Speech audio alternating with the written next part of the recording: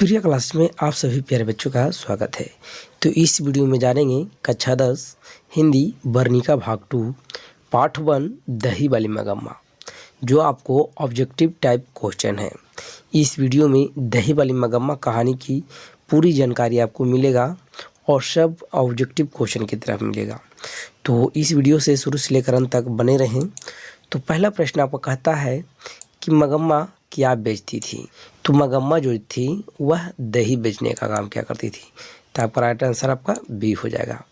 फिर दूसरा प्रश्न आपका कहता है कि दही वाली मगम्मा कहानी का कहानीकार कौन है। देखिए, दही वाली मगम्मा का जो कहानीकार है वो है श्रीनिवास जी हैं।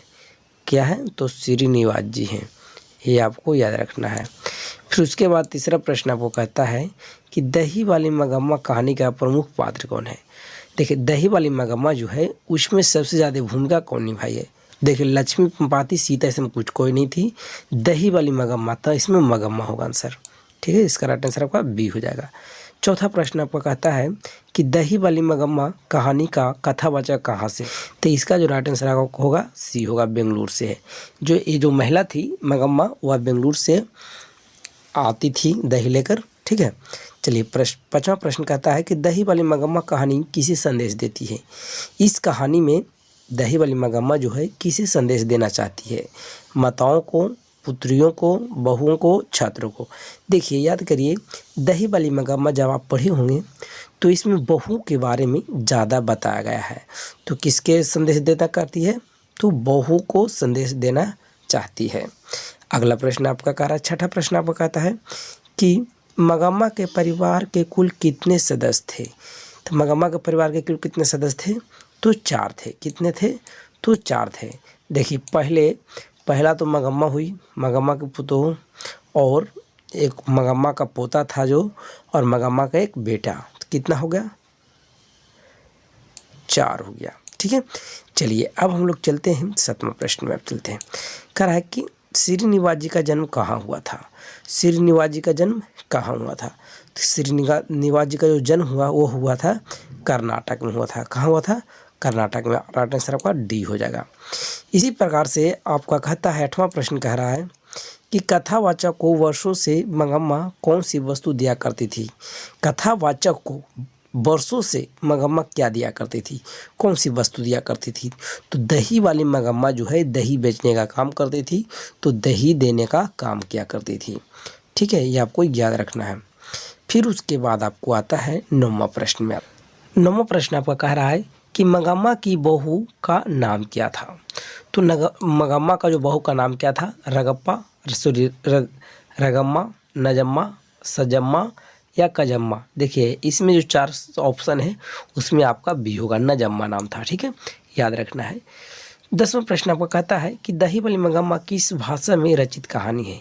दही वाली मगम्मा जो है यह कन्नड़ में लिखा हुआ। क्या में लिखा हुआ, कन्नड़ में लिखा हुआ। और साथ साथ ये भी क्वेश्चन पूछता है।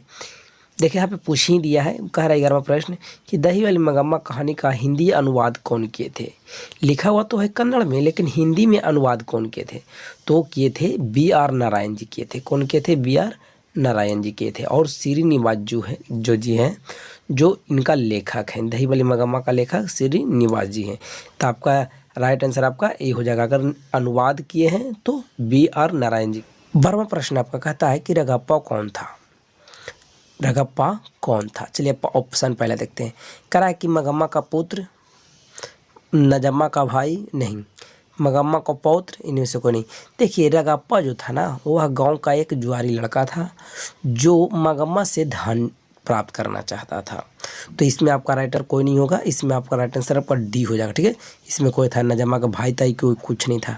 चलिए 13वां प्रश्न आप चलते हैं। 13वां प्रश्न आपका कहता है कि मगम्मा एवं नजम्मा के बीच झगड़ा मिटाकर अच्छा संबंध स्थापित करने का माध्यम कौन था। देखिए, मगम्मा और नजम्मा के बीच झगड़ा हो जाता है। वो झगड़ा किस लिए होता है, तो देखिए, मगम्मा का पोता और नजम्मा का बेटा, मतलब दोनों एक ही को बोल रहे हैं हम। ठीक है, तो एक का होता है कि एक बार नजम्मा जो है नजम्मा जो है अपने बेटे को मारता है ना। तो मगम्मा को अच्छा नहीं लगता है, इसलिए लड़ाई हो जाता है। और लड़ाई को भी निपटाता है नजम्मा का बेटा ही, मतलब मगम्मा का पोता ही। तो इसमें आपका कह रहा है कि मगम्मा का बेटा, मगम्मा का पोता देखिए मगम्मा का बेटा नहीं होगा, ठीक है, मगम्मा का पोता होगा। इसका मतलब अच्छा संबंध स्थापित कौन किया था तो मगम्मा का पोता किया था, ये आपका हो जाएगा। चलिए 14वां प्रश्न कह रहा है कि कथावाचक को मगम्मा क्या कहती थी। जो कथावाचक हैं, जो कहानी कह रहे हैं, वो मगम्मा को क्या कहते थे, बहन जी, मौसी जी, काकी जी या माँ जी।